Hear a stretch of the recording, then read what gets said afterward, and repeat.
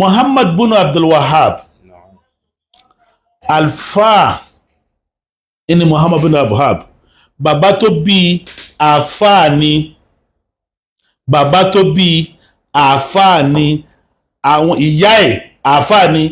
àwọn ẹ̀gbẹ́ ẹ̀ àfáà ni àwọn ẹbí ẹ̀ àfáà ni mufti méjì ló wà nínú àwọn ẹbí ẹ̀ bàbá rẹ̀ gan mufti ni nílùú rẹ̀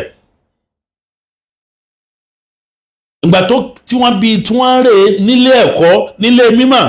ọdún 10 ló wà tó ti há Kùránì lórí aláìmọ̀ká máa há Kùránì lórí lọ́dún 10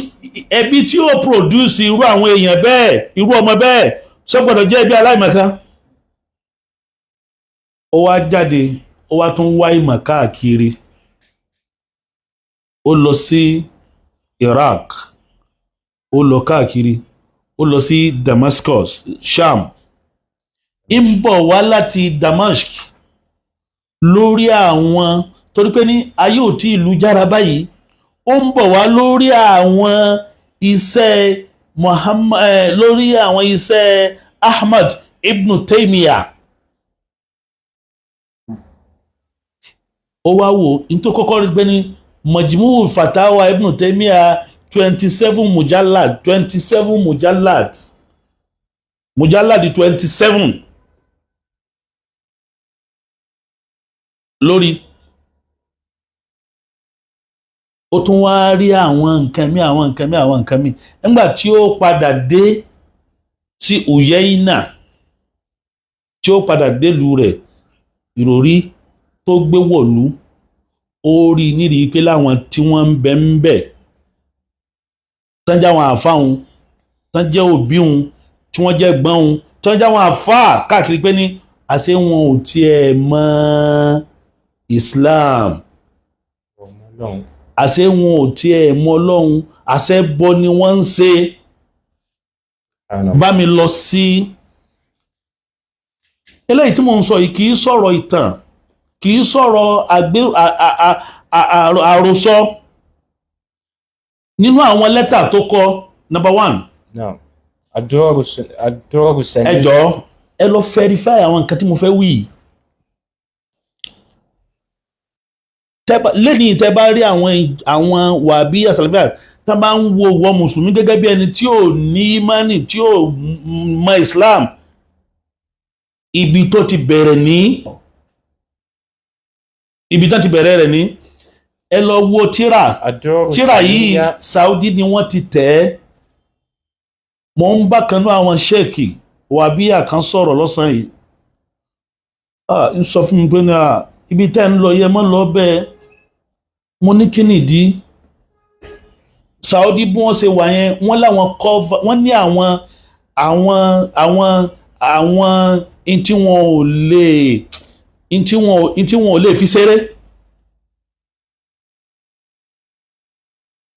ayatu kibaru lama suri àwọn ojú 21 lọ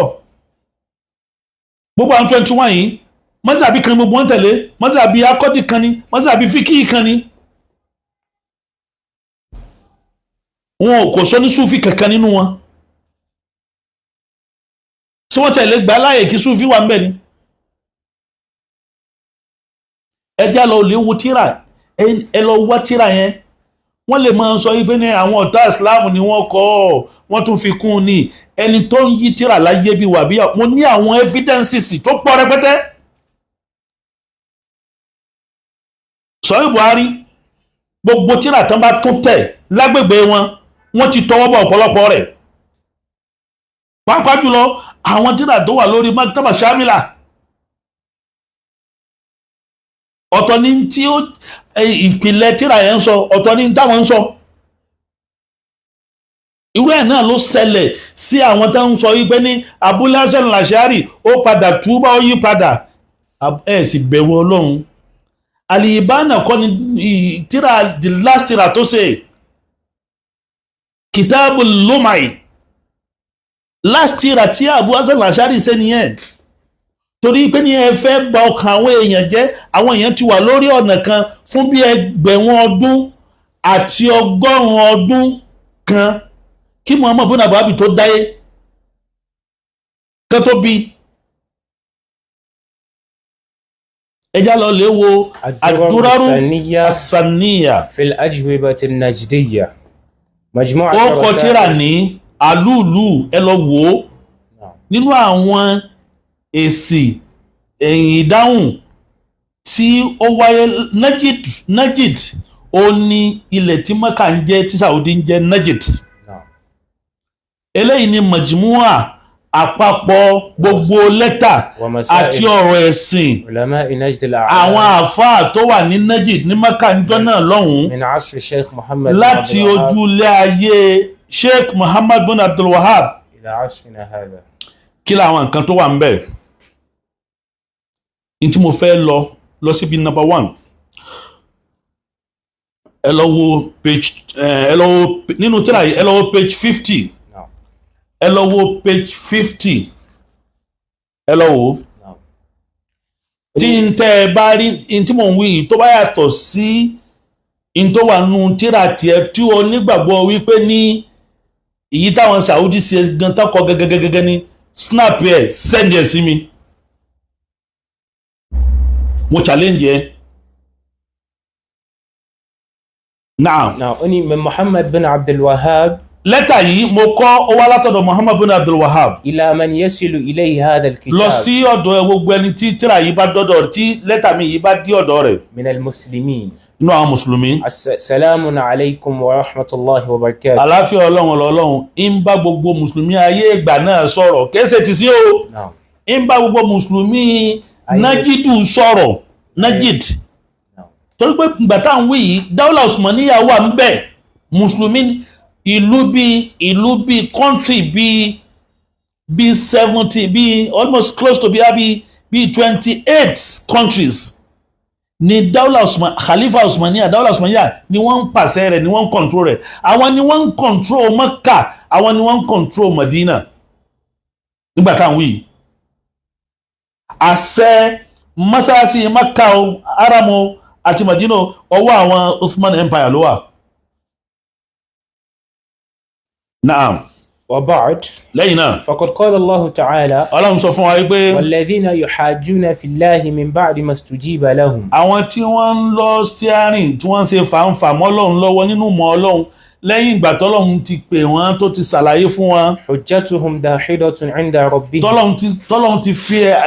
àwíjàre tó múnádóko tó ti ṣàlàyé fún wọn. Wa 'alayhim ghadabun. Ọlọ́run ní ìbínú Ọlọ́run máa bẹ fún wọn. Wa lahum 'adhabun shadid. Ìyà ó sì máa bẹ fún wọn. Wa dhalika anna Allaha arsala Muhammadan. Eléyìí ó fi hàn wáyé pé ní Ọlọ́run ọba ó rán ànábì ńṣẹ́ liyubayyina lin-nasi láti ṣàlàyé fún àwọn ènìyàn al-haqqa min al-batil òdodo kú òǹbí tó jẹ́ ìbàjẹ́. fabayyana sallallahu alayhi wa sallam ànábì wá ṣàlàyé lẹ́kùnrẹ́rẹ́ lin-nasi fún àwọn ènìyàn jami'a ma yahtajuna ilayhi gbogbo àwọn nǹkan táwọn èèyàn nídìí gangan ànábì ṣàlàyé fún wọn. min amri dinihim nínú ọ̀rọ̀ ẹ̀sìn wọn ni bayanan tamman lálàyé tó kún kẹ́kẹ́. wa ma mata sallallahu alayhi wa sallam ànábì ó wá jáde láyé hatta taraka an-nasa títí tó fi àwọn ènìyàn kalẹ̀ al-mahajjati al-bayda lórí ojú ọ̀nà tó mọ́ pọnrangandan layliha tó funfun layliha òru rẹ̀ tó kí tẹ́ bá ń rin ojú ọ̀nà yẹn lóru gẹ́gẹ́ bí ọ̀sán ni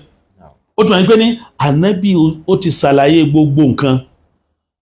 fa idha arafta dhalik tí ọba wa mọ̀ báyìí wọ́n tí lẹ́tà ìbá dọ́dọ̀ rẹ̀ tó ọba mọ̀ báyìí. fa ha'ula'i ash-shayatin. àmọ́ àwọn tí mọ́mọ́ bá bá ń pín ṣàyàtì ni yóò àwọn mùsùlùmí ni yóò àwọn mùsùlùmí ni mọ́mọ́ bí abúlábí ń pè ní ṣàyàtì ni yóò fàháùlá ìṣàyàtín ó ní ẹ̀rí gbogbo àwọn mùsùlùmí yẹn tó ń jẹ́ ṣàyàtì min maradatil ins nínú àwọn agbẹ́rùgbọ́nrí àwọn mọ̀dàrú àwọn rebels nínú àwọn ènìyàn alladhina yuhajjuna fillahi min àwọn èèyàn tí wọ́n ń gbógun ti Ọlọ́run ọba lẹ́yìn ìgbà tí Ọlọ́run ti pè wọ́n tán ti sọ pé láwọn jẹ́ pé Ọlọ́run yẹn ni pé ní iṣẹ́ tó gbé dání àwọn èèyàn gbà náà wọ́n takò. idha ra'aw man yu'allimu ìgbà táwọn èèyàn yìí bá rí man yu'allimu an-nasa ẹni tí ó mọ kọ́ wọn ma amarahum bihi Muhammad sallallahu in tí ànábì pa wọ́n láṣẹ rẹ̀ min ó wá fira rẹ̀ sípò ẹni tó jogún ànábì Ọlọ́run láti kọ́ àwọn èèyàn lẹ́sìn sáà pé iná ló fi kọ́ sọ wípé ní ìtọ́lọ́run rán ànábì wá sáyé ni pé ní kó wá pa àwọn èèyàn láṣẹ dáadáa kó máa láti kọ́ wọn lẹ́sìn ó wá fi rẹ̀ sípò rẹ̀ báyìí nísìn. نعم شهادة أن لا إله إلا الله nínú kó máa ṣe ṣàhádà وما kó jẹ́rìí pé نهاهم عنه مثل الاعتقاد في المخلوقين gẹ́gẹ́ bí kéèyàn ládì sọ́kàn nínú àwọn ẹni page 51 nínú àwọn ẹni tí kéèyàn lọ lè ládì sọ́kàn sọ́dọ̀ àwọn ẹ̀dá ọlọ́run tó jáwọn ẹni rere. نعم وغيرهم àti àwọn bẹ́ẹ̀ bẹ́ẹ̀. قاموا يجادلون wọ́n wá dìde. يجادلون wọ́n dìde wọ́n dìde àwọn èèyàn wọ̀nyí tó láwọn tí wọn ò gbà fún ni nígbà náà nígbà tó bẹ̀rẹ̀ yujadilu wọ́n ń bá jiyàn nítorí wí yóò rí bẹ́ẹ̀. mẹ́ta lọ́kọ̀ tó ń pa wọn sí yìí ìtọ́ wà nínú ìtọ́lọ̀ fi rán ẹ̀kọ́. ويلبسون على الناس يلبسون wọ́n wá ń da ọ̀rọ̀ rú máwọn ènìyàn. ويقولون Abdilwahab àwọn èèyàn wọ̀nyí àwọn tí wọ́n ń takò àwọn tó pè ń ṣàyàtì tó ń pè ṣàyàtì nìyẹn wọ́n sọ pé ní kayfa tukaffiruna al-muslimin. àṣẹ látọjú ilé ayé náà ni wọ́n ti ń jẹ ajá níyàn kayfa tukaffiruna al-muslimin kí ló ní tó fi ń pe àwọn mùsùlùmí kèfèrí àwọn fẹ́ mọ̀dí. كيف تسبون الأموات kí ló ní tó fi ń bú àwọn òkú tó ti kú. أهل فلان أهل طائف أهل فلان ومرادهم Sheikh Abdulqadir Keilani wa Jeilani ẹ wà tìgbà tó ti sẹ̀mí. الله تعالى ó súnmọ́ kọ́lá pé ní sáà kan lòun pẹ̀lú Sheikh Ahmad Tijani àsìkò kan ní Muhammad bin Abdulwahab àti Sheikh Ahmad Tijani. Sheikh Ahmad Tijani gan kú nísìn kò tí wọ 300 years bí 243 years ní Sheikh Muhammad bin Abdulwahab kú. Naam. ومرادهم بهذا èròǹgbà wọn Muhammad bin Abdulwahab sọ pé ní èròǹgbà àwọn èèyàn wọ̀nyí àwọn mùsùlùmí tí wọ́n ń takò ohun yìí لئلا يتبين معنى لا إله wọn إلا الله ò fẹ́ kó ń ṣàlàyé ìtumọ̀ la ilaha illallah fún wọn ni. ويتبين أن الاعتقاد في الصالحين àlàyé tó sì wà ń bẹ̀ ní wípé ní gbogbo ẹni tó bá ti nígbàgbọ́ wípé ní àwọn ẹni rere àǹfààní kan bẹ tí wọ́n lè ṣe ìnira kan bẹ tí wọ́n lè ṣe ودعاؤهم كفر kéèyàn sì máa béèrè àdúrà pé ní àwọn ẹni rere ẹ ṣàdúrà fún wa كفر kèfèrí ni àbí ká fọlá àwọn ẹni rere ṣàdúrà kèfèrí ni. ينقل ó عن ní irú الملة eléyìí yankulu anil milla ó máa ń mú wọn kúò nínú Islam ẹwọ́n tó ní ẹwọ́n nínú èrò rẹ̀ nínú àgbọ́yé rẹ̀ tó fi ní èèyàn lè di kèfèrí téèyàn fi ní jẹ́ mùsùlùmí mọ́ jẹ́ pé èèyàn lọ lè bá àwọn ẹni Ọlọ́run ẹ ṣàdúrà fún mi. wọn ò nígbàgbọ́ nínú istigaza wọn ò nígbàgbọ́ nínú tawassul wọn ò nígbàgbọ́ nínú kíní so wọn ò nígbàgbọ́